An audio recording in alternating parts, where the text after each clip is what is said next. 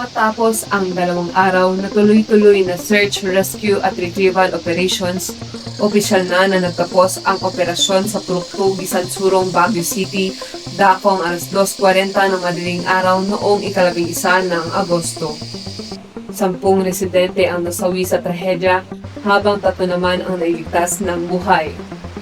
Dakong alas 7:15 ng gabi noong ika-9 ng Agosto nang gumuho ang lupa sa lugar at tumama sa 3 bahay kung saan naroon ang mga residente. 2 sa mga bahay ang tuluyang nasira habang isa naman ang bahagyang napinsala. Sa loob ng 2 araw, tuloy-tuloy na nagtrabaho ang mga responders sa gitna ng makapal na putik at mapanganib na kondisyon ng lupa upang hanapin, iligtas at ma-retrieve ang mga residenteng natabunan at nawawala. Matapos matagpuan ang huling nawawalang biktima, kumpleto nang natagpuan ang lahat ng 13 residenteng sangkot sa insidente. Sa 10 nasawi, 6 ang babae at 4 ang lalaki. 6 sa mga biktima ay minor de edad, habang 4 naman ang nasa hustong gulang. Samantala, ang 3 nakaligtas ay isang 77 anyos na pastor, isang 27 anyos na lalaki, at isang 27 anyos na babae. Yun ang commitment kasi natin na hindi natin iiwanan yung lugar. Kasi yun ang kinakatakot ng ating mga residente, lalo-lalo ng mga pamilya. Baka raw hindi ma-recover. Kaya I gave a commitment na hindi ko bibitawan. Hindi kami alis rito hanggang din natin. Kaya by all means, talagang ginawa namin lahat para talagang hanapin sila. And we were prepared. In fact, yung ng supply namin good for 3 days. Bukod sa mga residenteng nasagip, 15 alagang hayop din ang nailigtas mula sa apektadong lugar, kabilang ang 14 na aso at isang pusa sa tulong ng Baguio City Veterinary and Agricultural Office at iba pang responders. Noong ika-11 ng Agosto, binisita rin ni Department of Social Welfare and Development Office Secretary Rex Gatchalian ang mga biktima, mga naulilang pamilya at mga evacuee upang personal na alamin ang kanilang kalagayan at mga pangangailangan. Tiniyak ni Gatchalian ang patuloy na pagbibigay ng tulong at suporta ng pamahalaan sa lahat ng pamilyang naapektuhan ng trahedya. Nangako rin ang DSWD na sasagutin ang hospital at burial expenses ng mga apektadong pamilya. Inaasahan din ang assessment ng DPWH upang matukoy ang mga posibleng engineering measures na maaaring gawin sa landslide-affected area. Well, una, gusto ko i-emphasize na ang DSWD sa instruction ng ating Pangulo ay tutulong doon sa mga namatayan, mga nasaktan, pati na rin yung mga naka-temporary na ka-evacuate. Kanina umaga magsama kami ng presidente sa isang evacuation center sa Las Piñas at agad niya nga akong pinapunta dito para una sabihin sa mga naapektuhan na huwag sila maglala. Ang worry kasi kanina ng mga namatayan, saan kukunin yung panglibing, saan yung next step nila, saan sila titira.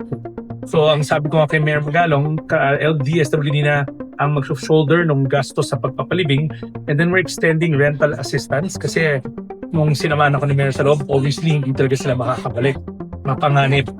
So mayroong programa yung DSWD na rental assistance para maiwasan ang ating mga pamilya na mapilitan tumira sa kung saan-saan, lalo na sa lansangan. Next step is finding permanent relocation or permanent housing options para sa mga pamilyang apektado. Obviously, hindi sila pwedeng tumira sa evacuation center na matagal katulad nito kasi may mga buhay sila. So alam ko, ina-arrange na ni Mayor Magalong yun. But for the time being, yung transitional, kami muna ang sasagot nun. Maraming gagawin pero ang assurance namin sa hanay ng Pamahalang Nasyonal, tutulungan namin ang Baguio Local Government Unit to make sure na hindi lang yung response ngayon but yung long term kung ano yung gagawin. I may not be from DPWH but I understand that sabi ni Mayor Bagalong, si Sec Vince is coming already to assess what engineering solutions will be done to prevent such from happening. It goes without saying, yung binigay natin cash assistance, pauna yun para sa mga gastos nila everyday kasi naantala yung kanilang mga livelihood, so wala silang pagkukunan. Pero yung pambayad sa hospital, yung pambayad sa burial, lahat yun aakuin na ng DSWD. Samantala, sinabi ni City Disaster Risk Reduction and Management Office Head Engineer Charles Carame na ligtas ang lahat ng responders na lumahok sa mahaba at mapanganib na operasyon. we have lots of responders. So in Waras tayo Suda, for one, adating kabil tayo Jingato to spot if ever there is a ground movement, please give the signal. Another is we try to cordon off this area. Tanong dagi responders tayo lang, tayo makasidag EJ site. And then we implemented the use of ICS. So nagkabil na the ICP and our medical station. Binigyang diin din ni Karame ang kahalagahan ng pagpapatupad ng mga preemptive measures tuwing may paparating na bagyo, lalo na sa mga komunidad na nasa landslide prone at iba pang high-risk areas. So as a precaution, dapat no adati kastuyan nga forecast, which I hope they know, ag-evacuate din. Preemptive evacuation. Ano mat evacuation tayo? We have 5 permanent evacuations, and we also have this barangay halls, multipurpose halls na ususan natin as evacuation centers.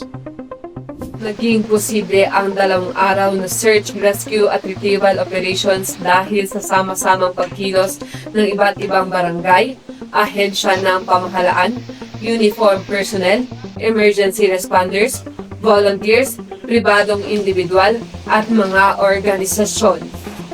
Binigyan din ng espesyal na pagkilala si Suma, ang search and rescue dog, at ang kanyang owner na si Pastor Brett Mitchell dahil sa kanilang naging mahalagang tulong sa paghahanap ng mga nawawalang residente. Bagamat natapos ang search, rescue at retrieval operations, napatuloy naman ang clearing, assessment at assistance operations sa lugar. Pinayuhan ang publiko na umiwas muna sa landslide affected area dahil nananatiling hindi ligtas ang kondisyon ng lupa.